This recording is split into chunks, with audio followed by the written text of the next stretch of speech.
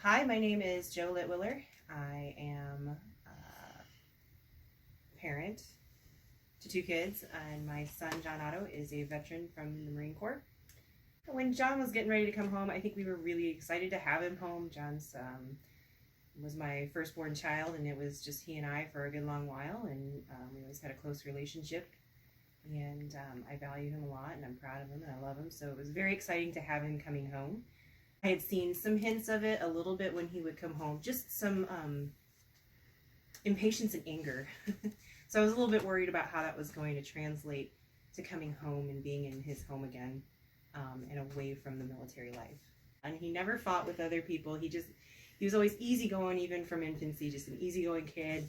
And so some of that, like the anger and the impatience, was a complete 180 to his previous personality. So that made it a little more complicated.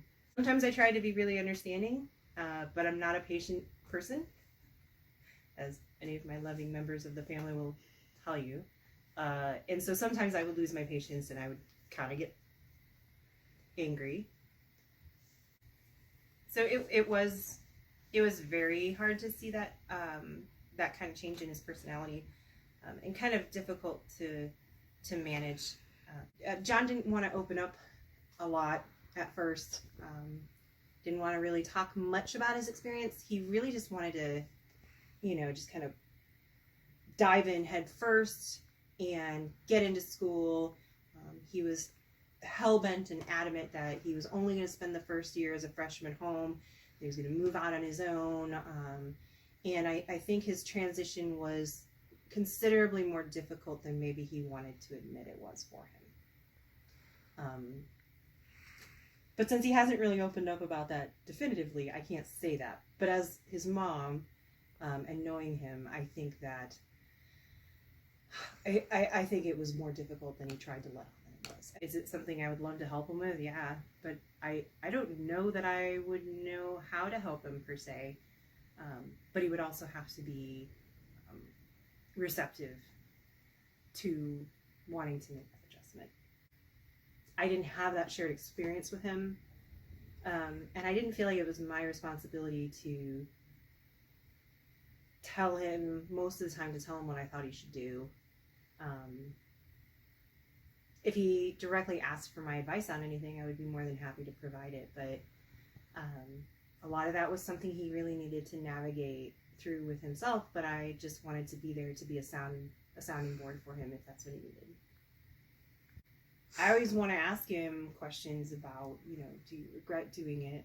Are you proud of what you did?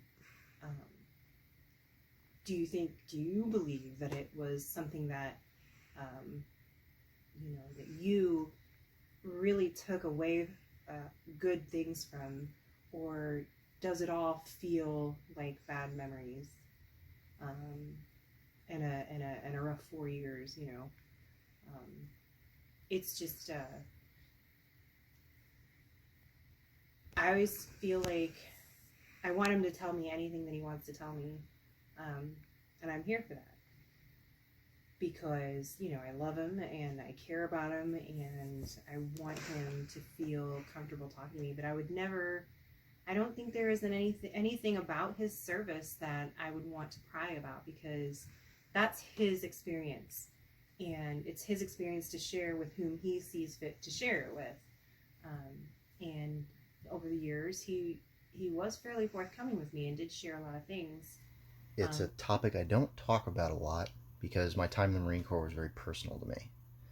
Um, I'll tell stories about things I did overseas, or good memories. There's a lot of things that I don't discuss with other people, and one of them is my mom. Unfortunately, I love my mother. She's been an amazing mother, and I couldn't have asked for anyone better to raise me as a child. Um, but when you come home after 4 years experiencing something like that,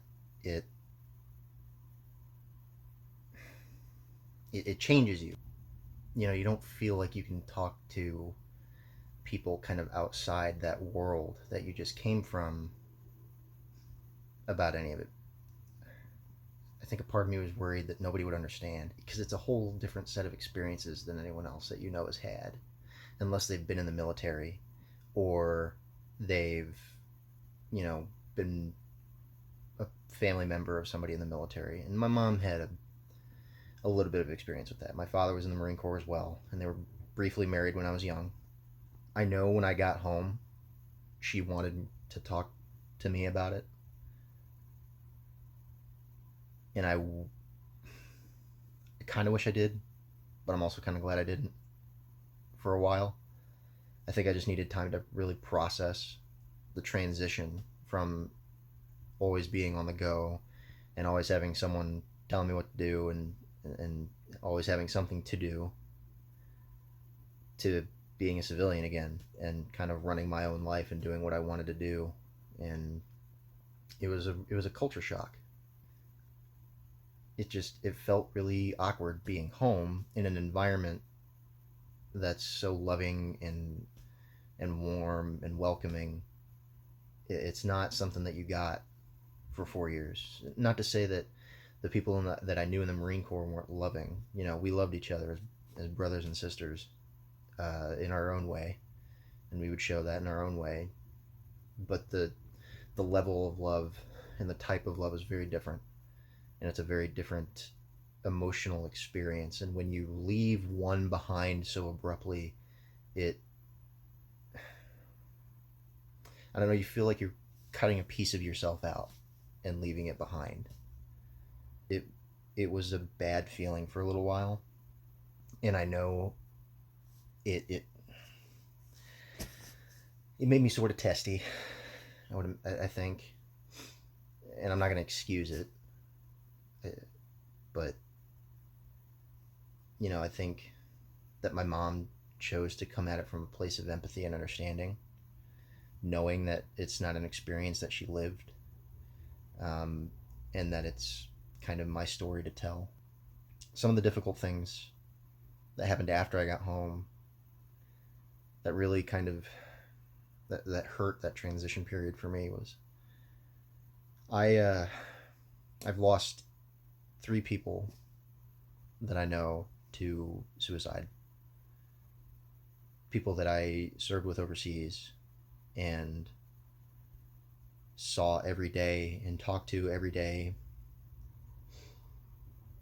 and that's a hard pill to swallow, especially when all of us have done our time, we fulfilled our contract, and we moved on, we got out. We thought we'd left the bad behind, and we're making a fresh start. And then you're out having dinner with your family one night, and then you get a phone call. uh, it's a phone call you always dread having to get, that one of your friends is no longer there, and you're never gonna see them smile again. You're never gonna be able to talk about the things that you were able to talk about before. And in that moment, you just feel so vulnerable because it could have been you. It could have been you on the other side. I think it connects back to that support that I had from my mother. And the rest of my family, of course. I think I would have been able to get through it, but I think it was made a lot easier by the support and the understanding and that empathy. They knew not to push too hard. They knew not to dive too deep and to go farther than what was acceptable. I've always been a fairly independent person, I think, and I think my mom would say the same thing. Always had a bit of a anti-authoritarian independent streak in me, which is why the Marine Corps didn't really work out for me. Go figure. Being able to handle things on my own time was healthy for me because it's just what I was used to, and it's the type of life that I built for myself. And so, knowing that if I needed the help, I could go get it, but I didn't feel drowned by it. I know mom was probably a little disappointed maybe when I came home and didn't really have much to say about it other than I didn't really like it.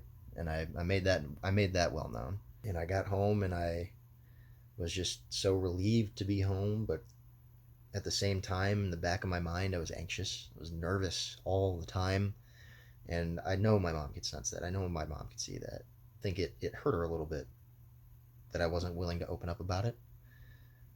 But again, she understood that I needed that space, and to an extent, still do. Um, I've opened up a little bit more now that it's been a few years, and I've kind of had time to process it and deal with it in my own way. But I'm still moving. I'm still learning. I'm still growing out of the Marine Corps. I think